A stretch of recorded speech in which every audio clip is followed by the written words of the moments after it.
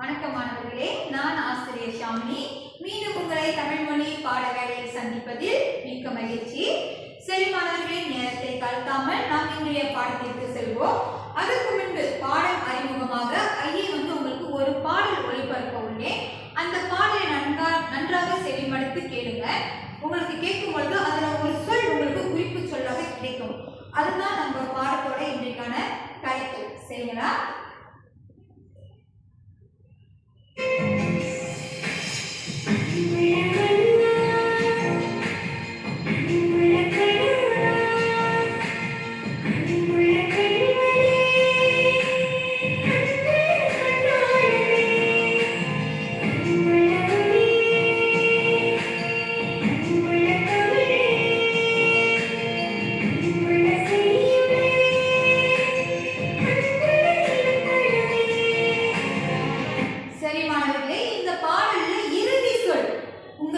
எதுவாக விழுந்தது? இலக்கணம். சரி, சரியான விடை மாணவர்களே. இன்றைய நம்மளுடைய தலைப்பு பார்த்தீங்கன்னாக்கா இலக்கணம் தொடர்பாக நம்மளுடைய பாடம் இன்றைக்கு அமைய உள்ளது. இலக்கணம். சரிங்களா? சரி, இலக்கணத்துல நம்ம என்ன படிக்க போறோம்னு பார்த்தீங்கன்னா, இலக்கணம் தமிழ் மொழியில இலக்கணம் என்பது ஒரு மிகப்பெரிய பகுதி. சரிங்களா? அந்த மிகப்பெரிய பகுதியில நம்ம இன்றைக்கு பார்க்க போகிறது விகார புணர்ச்சி. விகார புணர்ச்சியில எந்த வகையை நம்ம பார்க்க போறோம் என்றால் கெடுதல் விகார புணர்ச்சியை தான் நம்ம பார்க்க போறோம். சரிங்களா? 5ஆம் ஆண்டோட கெடுதல் விகார புணர்ச்சி. கெடுதல் விகார புணர்ச்சியில் மகர மெய்யீறு இடையினத்தோடு புணர்தல் பற்றி அறிந்து சரியாக பயன்படுத்துவது. இன்றைக்கான பாட நோக்கம் பார்த்தீங்கன்னாக்கா கெடுதல் விகார புணர்ச்சியில் மகர மெய்யீறு இடையினத்தோடு புணர்தல் பற்றி அறிந்து சரியாக பயன்படுத்துதல். சரிங்களா மாணவர்களே?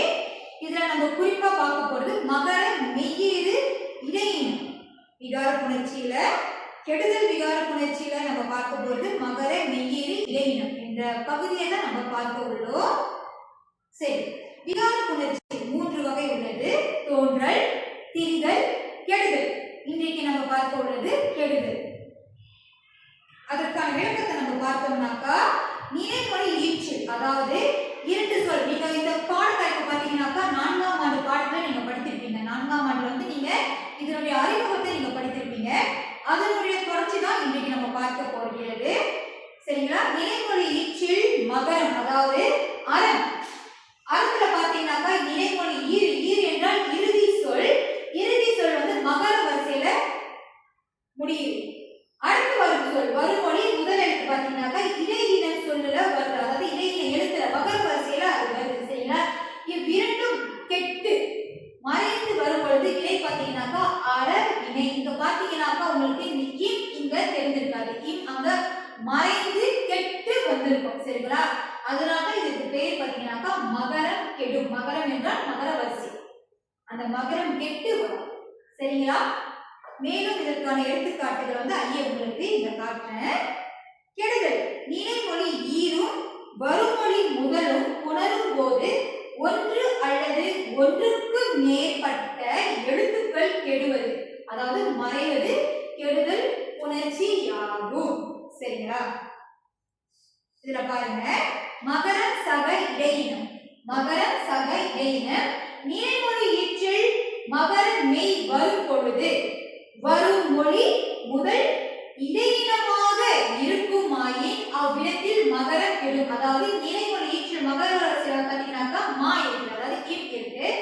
அதனை தொடர்ந்து வரும் வருமொழி முதலில் இடையினமாக இருந்தால், அதாவது இந்த யா ரா லா ழா ழா இல்லாமல் வா வரிசை தொட்டு வந்தால் சேர்த்து எழுதும் பொழுது இம் கெட்டு அல்லது மறைந்து வரும். இதுதான் மகர மெய்யீறு இடையினம் என்று இங்கு வலியுறுத்துறாங்க. சரிங்களா? இதற்கான விளக்கத்தை மேலும் உங்களுக்கு இங்க காட்டுறேன்.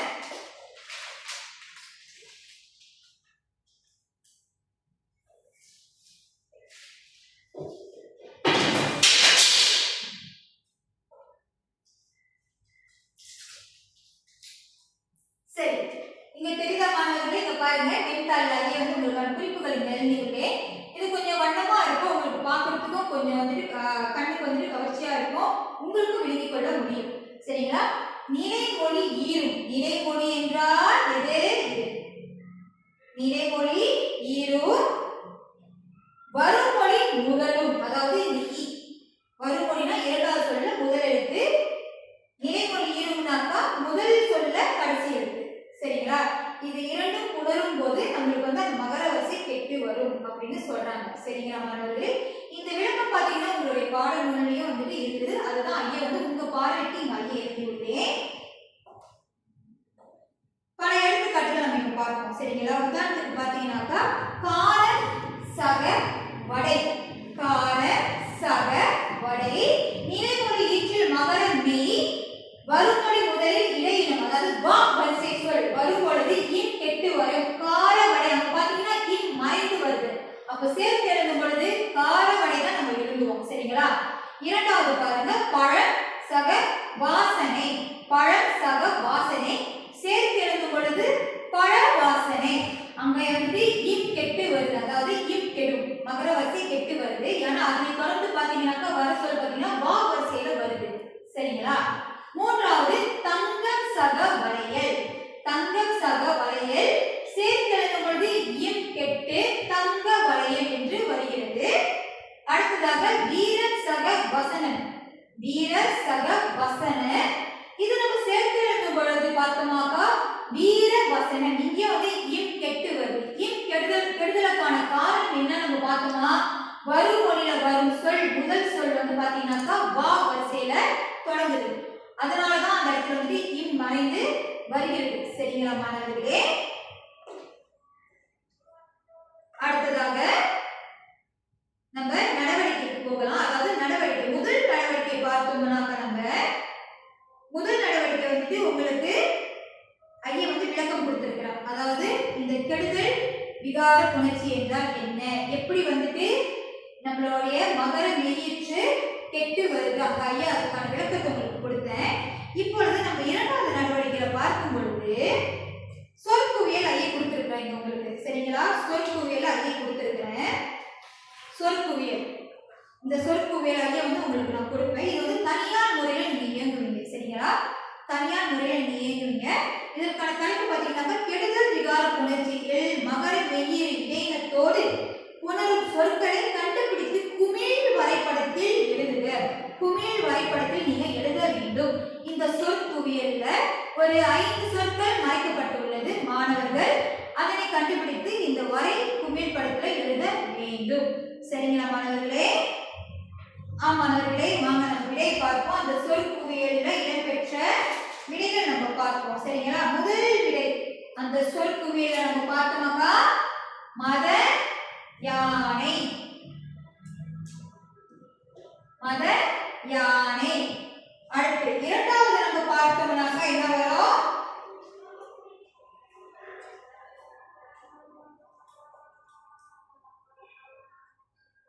காலவரை. காலவரை. சரிங்களா?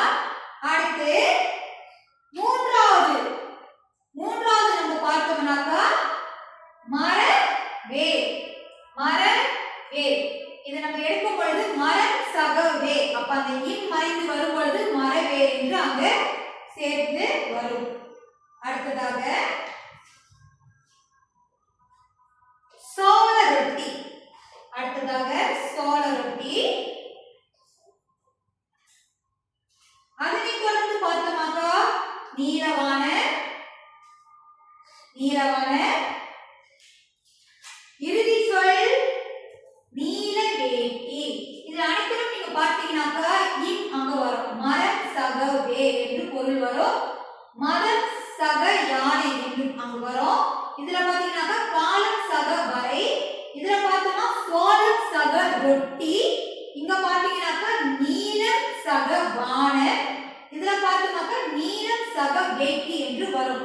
அப்போ ஒவ்வொரு முதல் சொல்லுல ஈற்றெழுத்து பாத்தீங்கன்னாக்கா இன் அங்க வருது. ஆமா தானே?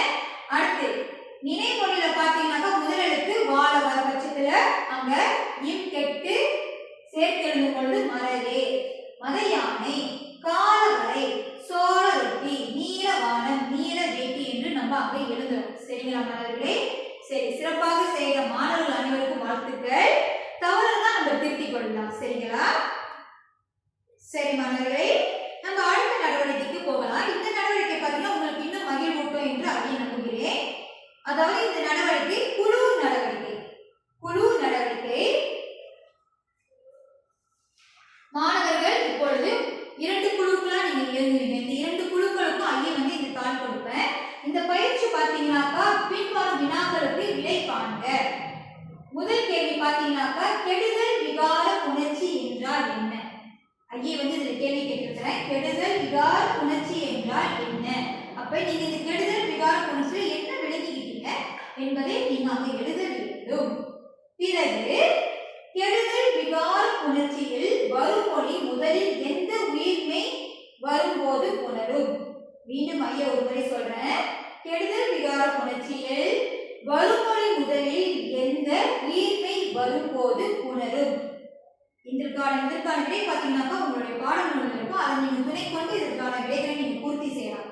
அடுத்து பார்த்தீங்கன்னாக்கா நடவடிக்கை ஆ பாருங்க, சேர்த்து எழுதுக.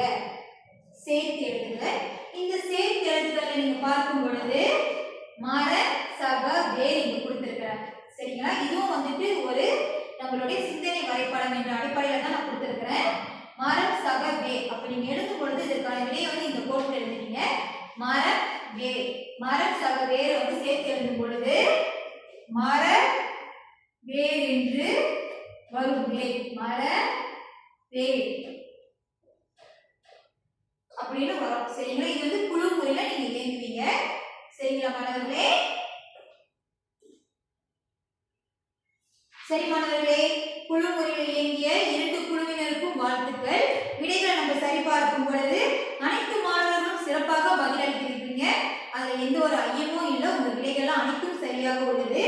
முதல் கேள்வி நம்ம பார்த்துட்டோம், மரம் சக வேர் என்று நம்ம பார்த்துட்டோம். இரண்டாவது குளம் சக விளக்கு. அப்ப அந்த இடத்துல என்ன வரும்? குள விளக்கு என்று சேர்த்து நீங்க எழுதுவீங்க. மூன்றாவது பவளம் சக வாய். பவளம் சக வாய் சேர்த்து எழுதும் பொழுது பவள வாய் என்று அங்கு பொருள் வரும். நான்காவது முக சக வாட்டம். முகம் சக வாட்டம் சேர்த்து எழுதும் பொழுது முகவாட்டம் என்று அங்கு பொருள்படும். அடுத்து பணம் சக விரயம். பணம் சக விரயம், பண விரயம் என்று அங்கு பொருள்படும். சரிங்களா? அடுத்ததாக நீலம் சக வண்ணம். நீல சக வண்ணம், நீல வண்ணம். அடுத்தது நீலம் சக வறட்சி. நீல சக வறட்சி. அப்ப நீல வறட்சி அங்க பொருள் எழுதி நீங்க கீழே வந்துட்டு இந்த பொருள் நீங்க எழுதணும். நீல சக வறட்சி. வறட்சி எழுதும் பொழுது நீல வறட்சி நீங்க இந்த போட்டு எழுதணும். அடுத்து எட்டாவது பார்த்தீங்கன்னாக்கா அறம் சக வழி. இம் கெட்டு வரும் பொழுது அறவழி என்று அங்கு பொருள் பொருத்தி வரும். சரிங்களா மாணவர்களே? அனைத்து கேள்விகளுக்கும் சிறப்பாக விடையளித்த மாணவர்களுக்கு எனது வாழ்த்துக்களும் பாராட்டுகளையும் தெரிவித்துக் கொள்கிறேன். சரி, இப்பொழுது நமது மதிப்பீட்டுக்கு வருவோம். மதிப்பீடு என்று நம்ம எடுத்துக்கொண்டால் சரிங்களா, முதல் நிலை மாணவர்கள் கையை எப்படி மதிப்பீடு கொடுத்திருக்கிறோம்னா, உங்களுடைய தமிழ் மொழி பாடநூல்ல நடவடிக்கை 2 மேற்கொள்ள வேண்டும். அதாவது கொடுக்கப்பட்ட எண் எழுத்துக்கான குறிப்புகளை கொண்டு சரியான விடையை கட்டத்தில் எழுதுக. உங்களுடைய தமிழ் மொழி பாடநூல்ல பக்கம் 114 பார்த்தீங்கன்னாக்கா இங்க நடவடிக்கை 2 கொடுத்திருக்கிறாங்க. இந்த நடவடிக்கை 2ல வந்துட்டு கட்டம், அதாவது 2 கட்டங்கள் கொடுத்திருக்கிறாங்க. சரிங்களா? அந்த 2 கட்டங்கள் வந்து ஒரு புதிய கேள்வி மாரி கொடுத்திருக்கிறாங்க. அந்த கேள்வியை நீ விளங்கிக் கொண்டு இந்த பயிற்சியை செய்ய வேண்டும். உதாரணத்துக்கு பார்த்தீங்கன்னாக்கா எண் எழுத்துக்கான குறிப்பு, அதாவது இது 1, 2க்கான குறிப்பு அழகு என்று பொருள் தரும் சொல்லின் முதல் ஈரெழுத்து. அப்ப அந்த முதல் ஈரெழுத்து என்னவா வரும்? அந்த இடத்துல நீங்க எழுதணும். 1லையும் 2லையும் நீங்க எழுத வேண்டும். பிறகு 1, 5, 6. இந்த 1, 5, 6க்கான குறிப்பு பார்த்தீங்கன்னாக்கா தோல் நோய். தோல் நோய் கொடுத்துருக்காங்க. அப்ப அந்த என்ன தோல் நோயும் அங்க இருக்கும். ஸோ நீங்க சிந்தனை செய்து எழுதணும். இது பார்த்தீங்கன்னா கொஞ்சம் உயர்நிலை சிந்தனை கேள்விகளாக இருக்கும். உயர்நிலை சிந்தனை கேள்விகள் என்றால் உங்களுக்கு என்ன தெரியும் நினைக்கிறேன். கேபாட் அதனையொட்டி தான் இந்த பயிற்சி அமைந்துள்ளது. 2 பயிற்சி தான். ஆனா கொஞ்சம் சிந்தனை குதிரையை நீங்க தட்டி விட்டு இந்த பயிற்சியை மேற்கொள்ள வேண்டும். இது வந்து முதல் நிலை மாணவர்கள் செய்வீங்க. அடுத்து இடைநிலை மாணவர்கள், அதாவது 2ஆம் தர மாணவர்கள் என்ன செய்வீங்க சுயமாக உங்களுடைய பாடநூல் துணை கொண்டோ அல்லது இப்பொழுது நம்ம படிக்கும் அல்லவா ஒரு சில எடுத்துக்காட்டுகள் அதனை முதன்மைப்படுத்தியோ ஒரு 10 கெடுதல் விகாரத்தை நீங்கள் சுயமாக உருவாக்க வேண்டும். உருவாக்கும் பொழுது அந்த சொல் சரியாக வர வேண்டும். உதாரணத்துக்கு பார்த்தீங்கன்னாக்கா மர, அப்படி எப்படி அதை அந்த பயிற்சியை செய்வீங்கன்னாக்கா மர சப வே எழுந்திட பிறகு இந்த இடத்துல அதாவது இந்த இம் இதற்கு வட்டம் போட வேண்டும். அதாவது முதல் சொல்லில் ஈற்றெழுத்துக்கு வட்டம் இட வேண்டும். அடுத்த சொல்லில் முதல் எழுத்துக்கு வட்டம் இட வேண்டும்.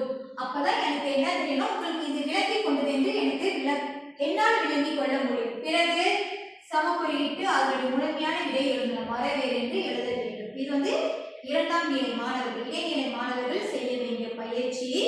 மூன்றாம் நிலை பார்த்தோமா நம்ம கடைநிலை மாணவர்கள், மாணவர்களின் கைரேகையை கொண்டு வரைபடத்தை உருவாக்குவர். அதாவது இங்க உங்களுக்கு மாதிரி நான் செய்து வைக்கிறேன். உங்களுடைய கையெழுத்து அல்லவா, இந்த கையை நீங்க வைத்து உங்களுடைய கைரேகையை நீங்க வரைய வேண்டும். பிறகு இந்த நிலைமொழினா என்னது, வருமொழினா என்னது உங்களுடைய பாடநூல்ல பக்கத்துல இருக்கும். சரிங்களா, அந்த குறிப்பை பார்த்து நீங்க எழுதிக்கணும். எழுதின பிறகு உங்க கைரேகையில 5 விரல்கள் தான் உள்ளது. அந்த 5 விரல்களுக்கான எடுத்துக்காட்டுகளை நீங்க எழுத வேண்டும். உதாரணத்துக்கு கொடுத்திருக்கிறேன். கார சக வடை, அப்ப சேர்த்து எழுதும் பொழுது கார வடை என்று நீங்க எழுத வேண்டும். இது கடைநிலை மாணவர்கள் உங்களுடைய கைரேகையை துணை கொண்டு செய்வீங்க. சரிங்களா மாணவர்களே? சரி மாணவர்களே, 3 தர மாணவர்களும் சிறப்பாக உங்க பயிற்சியை மேற்கொண்டீங்க. ஐயை சரிபார்க்கும் பொழுது அனைவரும் சிறப்பாக செய்திருக்கீங்க. ஒரு சில தவறுகள் இருந்தாலும் நம்ம அதை திருத்திக் கொள்ளலாம். சரிங்களா? அடுத்ததாக நமது இன்றைய பாடத்தோட ஒட்டுமொத்தமா நம்ம என்ன படிச்சோம் இன்னைக்கு அதை பத்தி நம்ம மீட்டுணுதல் செய்ய உள்ளோம். சரி, முதல் விஷயமாக நம்ம பார்த்த விஷயம் என்னன்னு பாத்தீங்கன்னாக்கா கெடுதல், அதாவது விகார புணர்ச்சி பார்த்தோம். நம்ம தானே விகார புணர்ச்சி 3 வகை என்று நம்ம பார்த்தோம். தோன்றல், பிரிதல், கெடுதல் என்று பார்த்தோம். அதுல கெடுதல் பத்தி தான் நம்ம படித்தோம். இன்னைக்கு கெடுதல்ல எதை பத்தி படித்தோம்னாக்கா நம்ம மகர மெய்யீறு இடையினத்தோடு புணர்தல் என்ற தலைப்பை தான், அந்த குறிப்பை வைத்து தான் நம்ம இன்னைக்கு படித்திருக்கோம். மகர மெய்யீறு இடையினத்தோடு புணர்தல் என்ற குறிப்பு வைத்து தான் நம்ம இன்னைக்கு படித்திருக்கோம். சரிங்களா? அதுல ஒரு சில காட்டுகள் நம்ம பார்க்கும் பொழுது, இந்த காட்டுகள் எடுத்துக்காட்டுகளை நம்ம பார்க்கும் பொழுது காரம் சக வடை, அந்த இம் கெட்டு அதை தொடர்ந்து வருமொழியில வா வந்தாக்கா, வா வரிசை வந்தாக்கா அந்த இடத்துல இம் மறைந்து கார வடை என்று பொருள் பொருந்தி வரும். சரிங்களா? இன்றைக்கான பாடம் இதுதான் நம்ம படித்தோம். அதாவது கெடுதல்ல நம்ம என்ன படித்தோம், மகர மெய்யீறு இடையினம் என்று நம்ம படித்தோம். சரிங்களா மாணவர்களே? சரி, அடுத்த பாட வேளையில் மீண்டும் உங்களை நான் சந்திக்கிறேன் மாணவர்களே. இத்துடன் உங்களிடமிருந்து விடைபெறுவது ஆசிரியர் ஷாமினி. நன்றி.